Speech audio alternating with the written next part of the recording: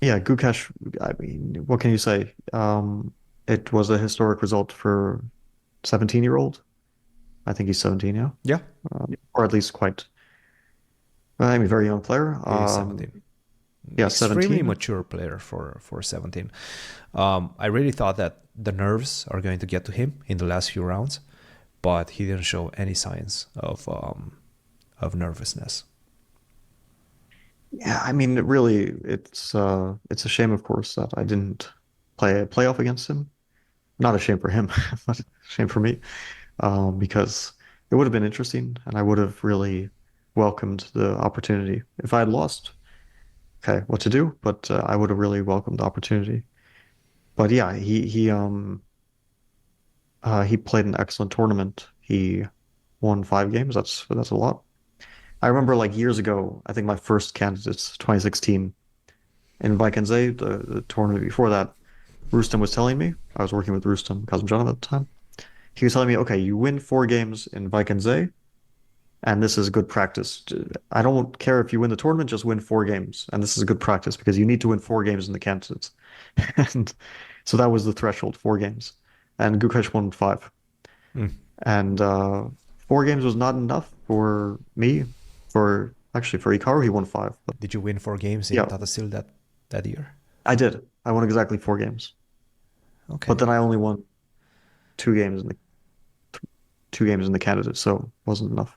Yeah. It was almost enough, but it wasn't quite enough.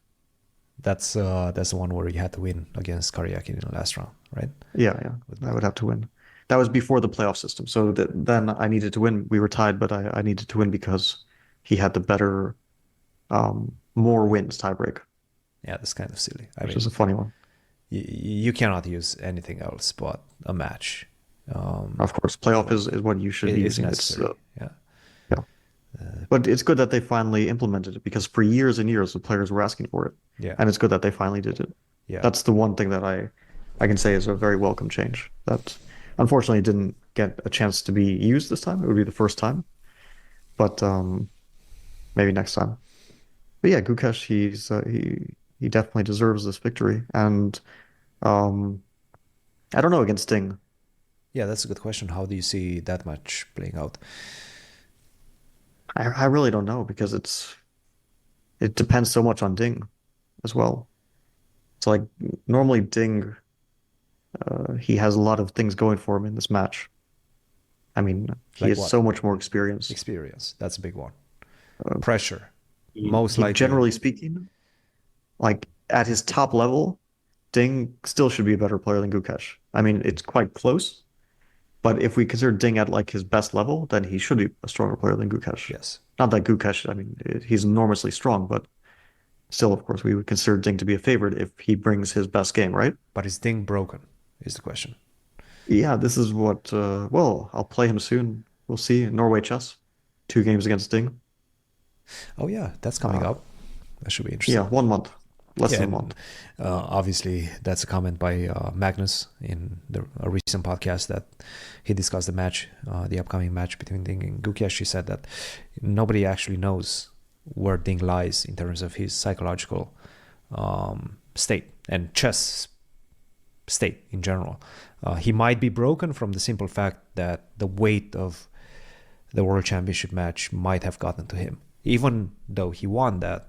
Just going through the process of the World Championship match, preparation that goes into it, the nerves that go into it, might have played a part in his recent performance. And whether he's going to come back, I guess we're going to find out, and we're going to get a glimpse of whether he's going to do that, whether he's going to come back in Norway. So that Yeah, should be judging interesting. from Weisenhaus, he didn't look like he was having a good time there. But Right, like his mood in general, yeah. Outside of his moves, but his mood was also probably pretty heavy. yeah, his play, his general demeanor, yeah, it wasn't great. I really don't know. I would like to see Ding, not that I like have any stake in the match at all, but I would like to see Ding at least play well, come back to a semblance of his former strength. Actually, And this is but at another. the moment, I don't know. Okay, let's continue. Just let's make this the last point and kind of discuss it a little bit, because there's always this discussion about experience versus youth and why experience is so important. But I I see it in kind of a different light from the perspective of these tournaments really take a toll on you.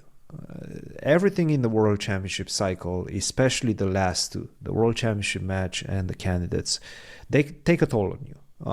If you don't win them, then you know it's like a boxer that takes too many hits to the head at some point. And then if you don't have that experience, then your chin, let's say, your fighting chin is still there.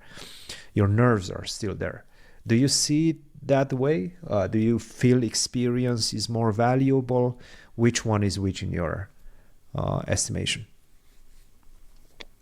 Um, yeah, I don't really know. I don't think experience matters so much. Just looking at the like candidates in general and other tournaments and how young players are so successful so quickly.